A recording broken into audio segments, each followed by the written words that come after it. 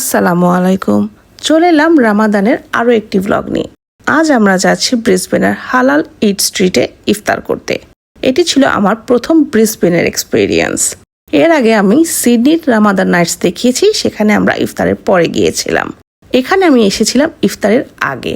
আমি খুবই অবাক হয়েছি দেখে এখানে সিটিং অ্যারেঞ্জমেন্ট ছিল এবং কমপ্লিমেন্টারি সবার জন্য পানি ও ইফতারের প্যাকেট দেওয়া ছিল। ইফতারের টাইম যেহেতু চলে এসেছিল, আমি সরাসরি আমার টেবিলে চলে যাই। আমার টেবিলের পাশেই ছিল বাচ্চাদের জাম্পিং ক্যাসেল, যেখানে বাচ্চারা খেলছিল, আর তার অপোজিটে ছিল ক্লাইম্বিং রক, যেখানে বড় বাচ্চারা খেলছিল। আমি বাসা থেকে নিয়ে এসেছিলাম জুস ও তরমুজ, কারণ আমি শিওর ছিলাম না কমপ্লিমেন্টারি ইফতারের জন্য। আর ফল নিয়ে আসবার আরও একটি কারণ হচ্ছে বাচ্চা। যাই হোক, ইফতার শেষ করে চলে গেলাম শর্মা কাউন্টারে।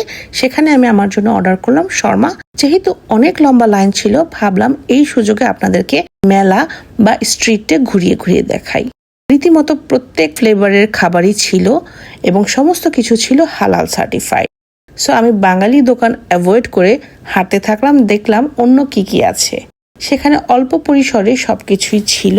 আমার কাছে ভাইবটা খুবই ভালো লেগেছে, বিশেষ করে সবাই একসাথে গেট টুগেদার হওয়া, কথা বলা এবং ইফতারি করার যে বিষয়টা। তারপর আমি দেখলাম সেখানে বেশ কিছু আবায়া শপও ছিল।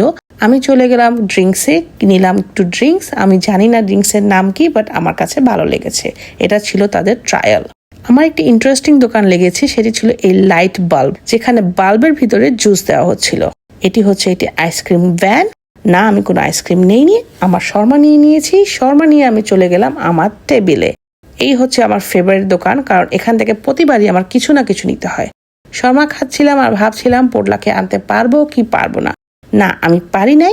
এই সুযোগে আমার জামাই গিয়ে নিয়ে এসেছে মোমো এবং সাথে নিয়ে এসেছে ইন্ডিয়ান টিক্কা। আমার কাছে টিক্কাটা অতটা ভালো লাগে নাই। সব শেষে নিলাম মালাই চা আর বসে বসে ভাবছি পোটলাকে কি আনবো কি আনবো না। ও, ভালো কথা বলে রাখি, এখানে নামাজ পড়ার জন্য একটি বিশেষ জায়গা ছিল, যেখানে সবাই সুন্দরভাবে নামাজ পড়তে পেরেছে। আজ এ পর্যন্তই। সবাই ভালো থাকবেন, সুস্থ থাকবেন। আল্লাহ হাফেজ।